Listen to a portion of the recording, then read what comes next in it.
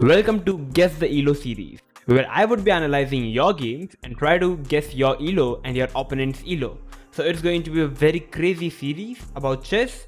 So you guys can send me your games on my Gmail account and I would be analyzing those games. So without any further ado, let's start the first episode. So here we are going to analyze the game. I don't know the name of both the players.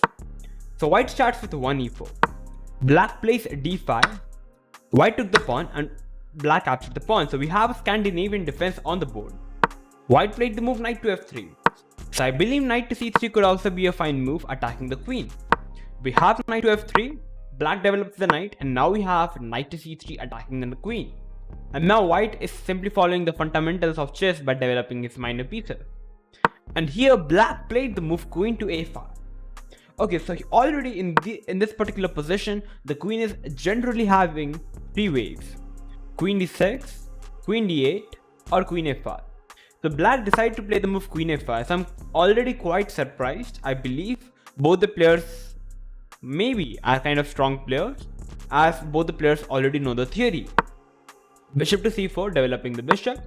c6. So already c6 move is also a very strong move, which is general idea to put the queen on c7. d3, h6. Okay, so already I think h6 is somewhere inaccurate. So I would like to deduct points for that. I believe black should have played something like bishop g4 or even playing queen c7 makes sense.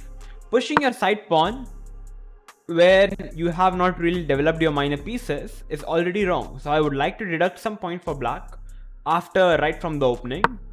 Bishop to d2 makes sense, developing the bishop and also trying to maybe some discover attack. Queen goes back to c7, short castle, and now we have bishop to g4. Okay, so now black is like back to following some basic fundamentals of chess, developing his minor piece and pinning up the knight.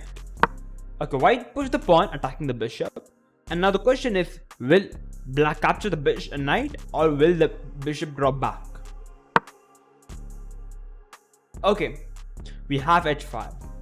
So black is already sacrificing the bishop, and bar is already showing us +2. Okay, what happened? Okay, we have h into g4 capturing the bishop.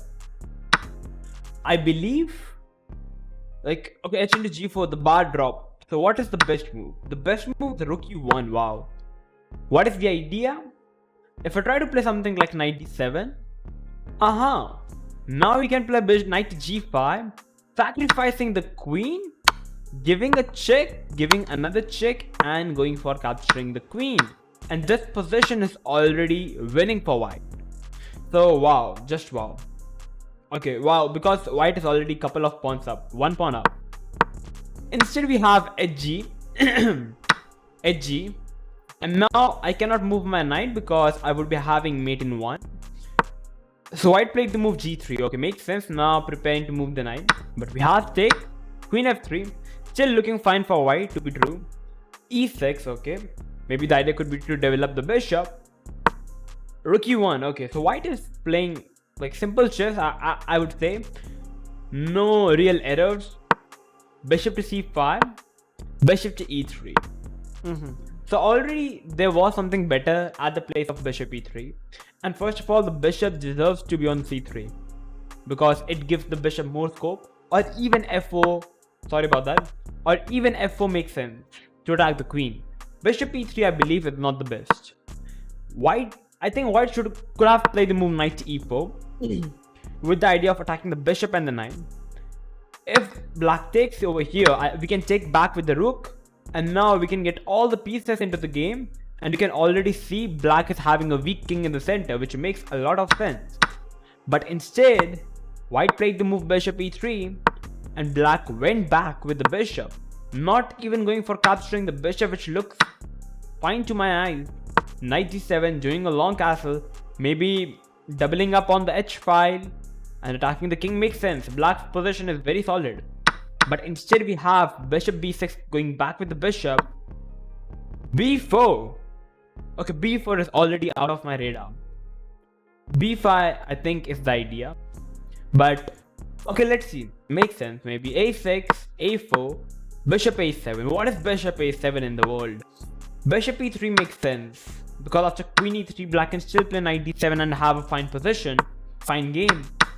Bishop a7, and here bar is all the way up to the white side. a5. Okay, so definitely this is a game of low players for sure. Both the players should be at least below 1000, I can say that for guarantee. Bishop a7 looks so natural because now the rook is kind of out of shape in the game.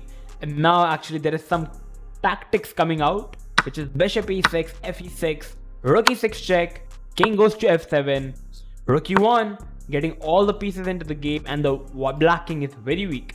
Though it requires absolute confidence, and even knight g4 looks good to me.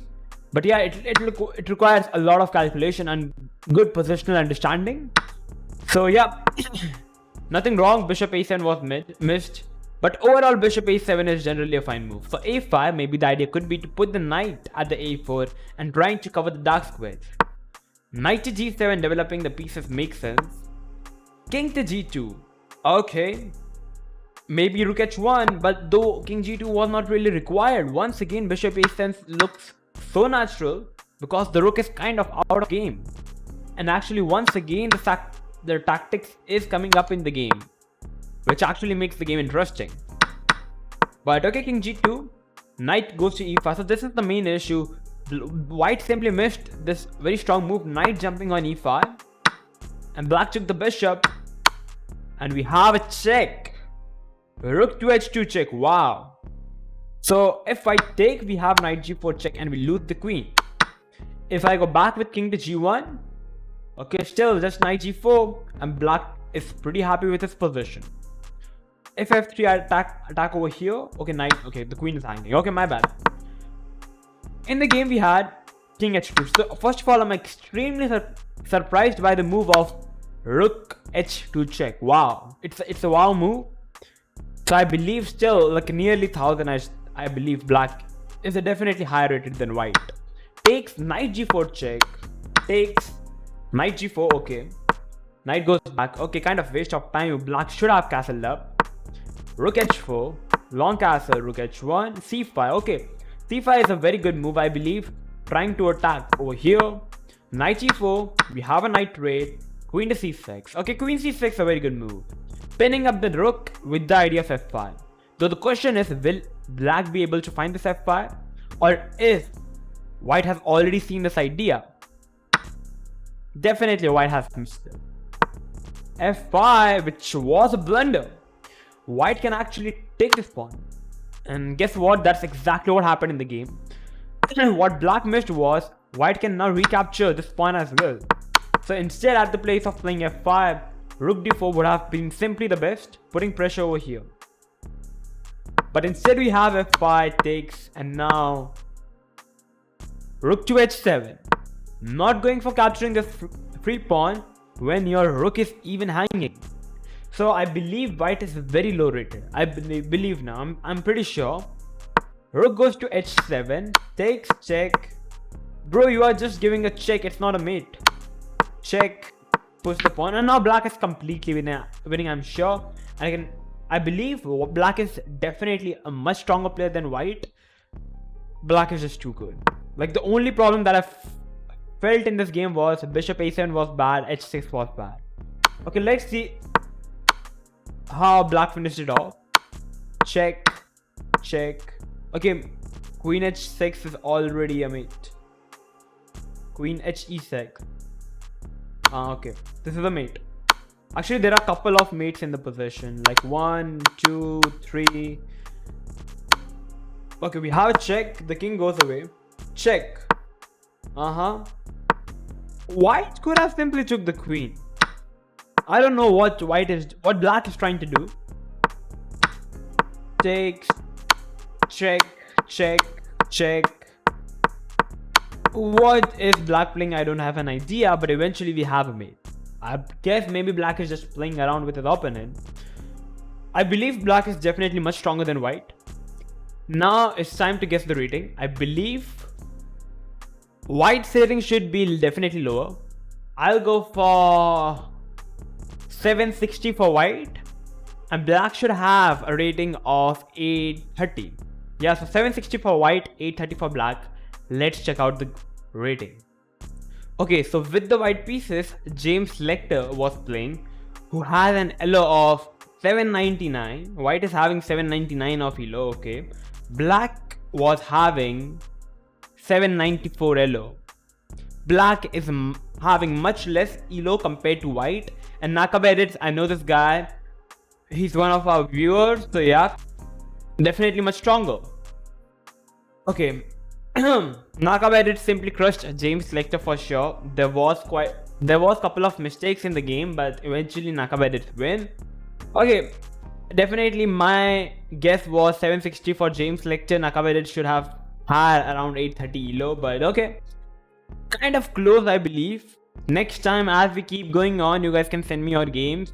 I can analyze these games and we can eventually get better, and it would help you guys as well, as I can analyze your games.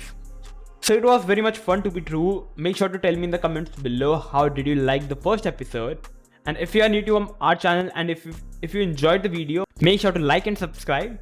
I'm going to come up with these more interesting videos like this. So yeah, that's it for this video. So yeah, till then, stay tuned and keep watching One Shot Chess. Bye bye.